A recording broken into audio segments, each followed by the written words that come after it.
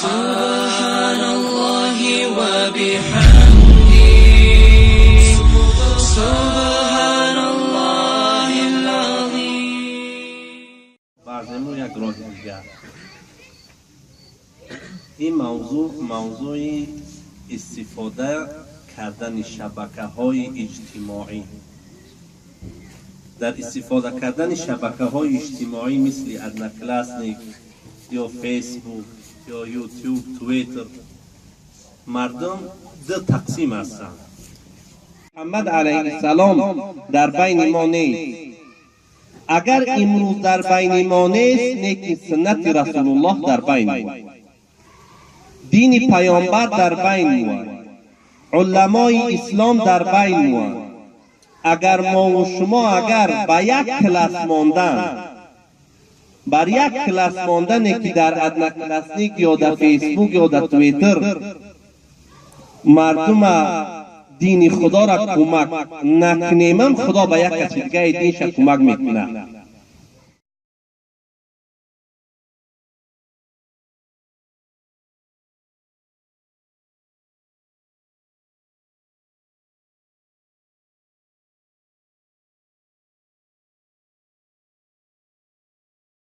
والسلام على أشرف الأنبياء والمرسلين وعلى آله وصحبه أجمعين. الحمد لله في قارب آقای سایم خیلی صحبت عجایب کردن.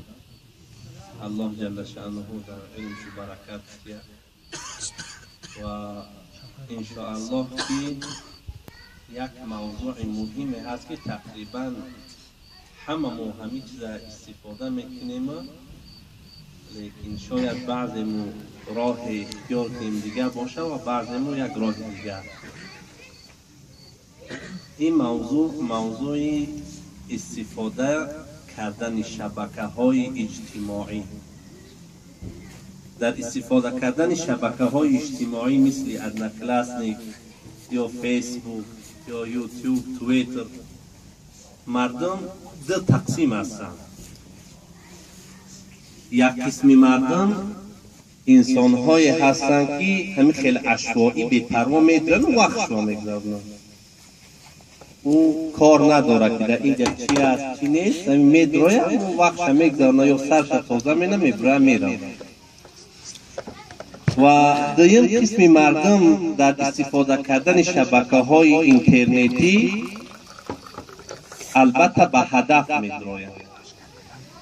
و این نمود انسان‌هایی که در شبکه‌های اینترنتی به هدف می‌دارند دو تقسیم هستند، یعنی به دو گروه وابسته هستند. یکی از اونها هستند که به خاطر ملت خود، دین خود و ایمان خود و منفعت مردمش کار میکنند و یک قسم اونها هست که به خاطر فساد در زمین و پراکنده شوی مسلمان ها و برای تاریکی و گمراهی بردن جوانان مسلمان فعالیت می‌کنند.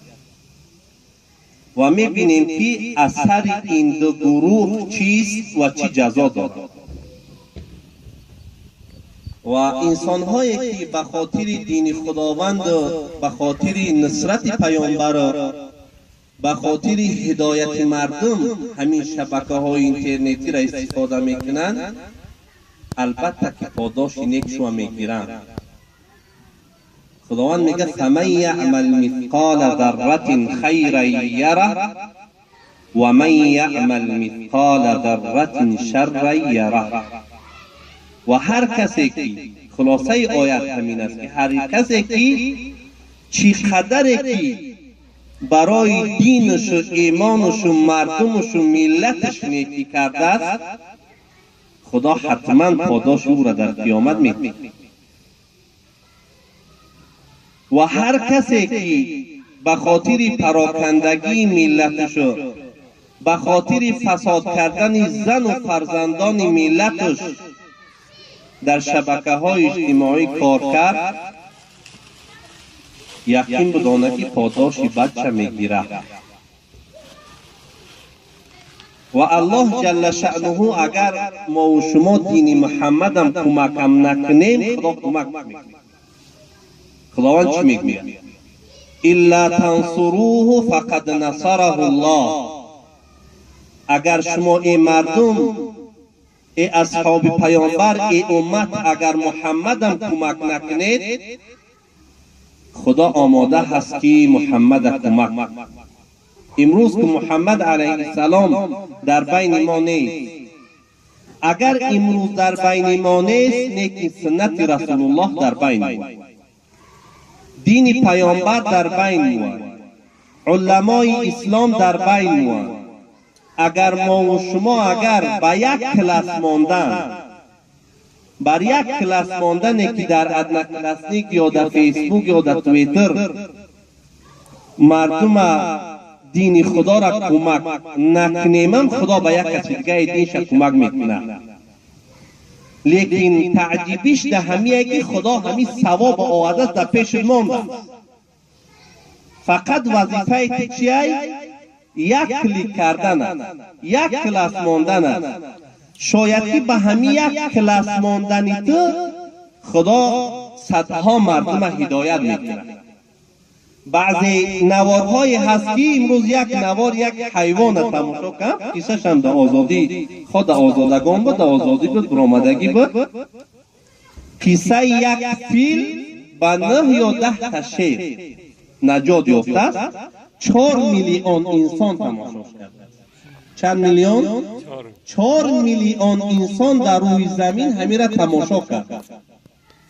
اگر تو نوار را کلاس کنی یا نوار را در اینترنت مانی که 4 میلیون مردم تماشاش کنه، کم از کم 4 میلیون ثواب میگیری. اگر اونها با کلاسش مانند که عدد خود حساب کن. خلاصه همیه که اگر هر یک عملی که تو میکنی در شبکه‌های اجتماعی به خاطر یاردم دین پروردگار عظیم و شان، حتما الله جل شأنه پاداش نیک می‌دهد.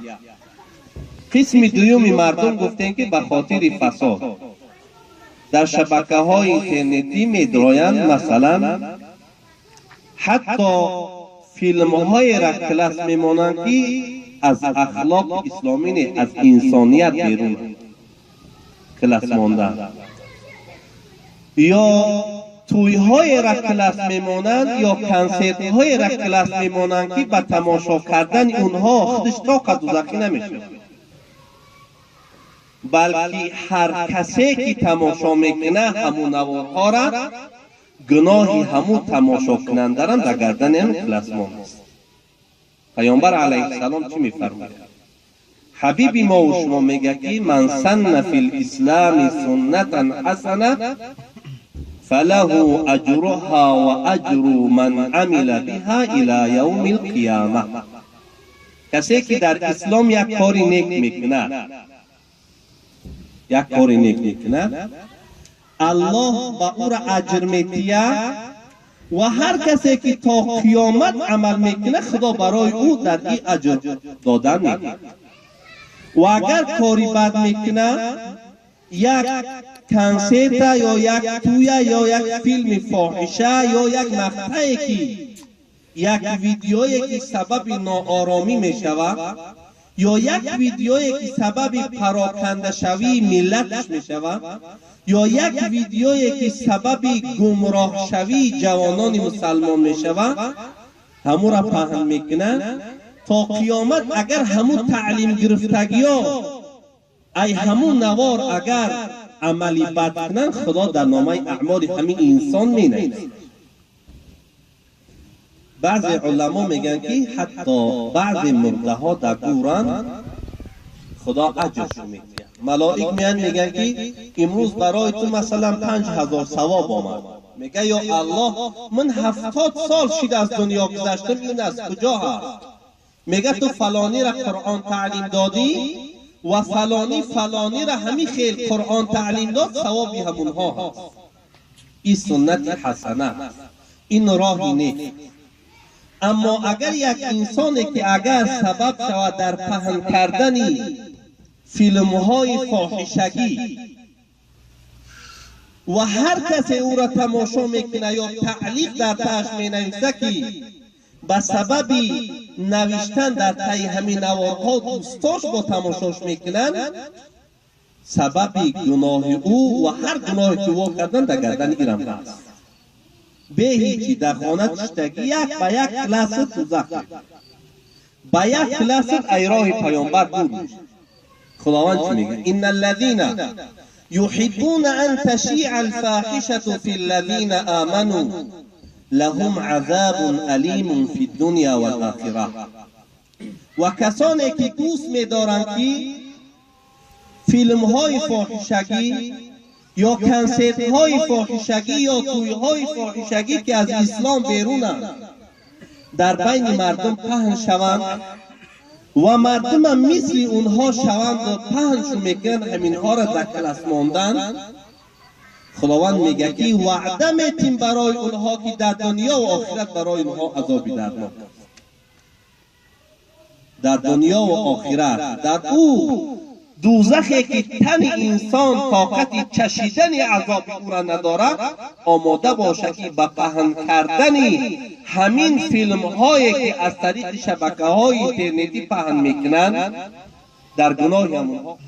شبکه اینترنتی مثل یک کارچه دودمه هست، یک شمشیر دودمه هست.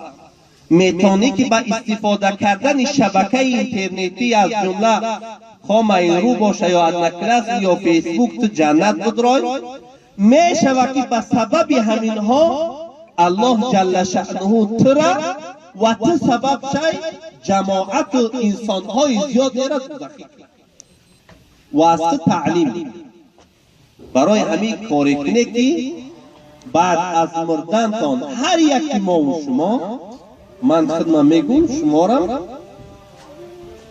برای ما و شما سبب بی جنت در آمدن و استفاده کردن این شبکه ها شود و خداوند به ما و شما انسان ها را هدایت کنه. حضرت علی را پیامبر گفت که اگر ای علی بر تو خداوند یک انسان هدایت میکنه، یک شتری قیمت بها یا همو وقت شتری طلایی میکنن، زرد رنگ به هست برای سرخ رنگ به هست برای. لیکن اگر امروز فکر کنی هزارها انسان همو مقطع را تماشا میکنه، اگر تو سبب شای در هدایت همو انسان، اگر تو سبب شای در راه راست یافتنش و پیروی خدا و پیغمبرش، یقین بدان که الله جل شأنه در تو خیر خواسته است و پروردگار تو را از جمله صالحین روز قیامت می‌دهد. دعا کنیم که الله جل شأنه هر یک ما و شما را از جمله صالحین کنه و پروردگار عظیم و شان به فضل کرمش ما و شما را در جنات نعیم با همراهی پیامبرش صلی الله علیه و سلم و اصحاب جانفداش یک جا کنه. و الصلاة و السلام علی نبینا و حبیبنا محمد و علی آله و صحبه اجمعین.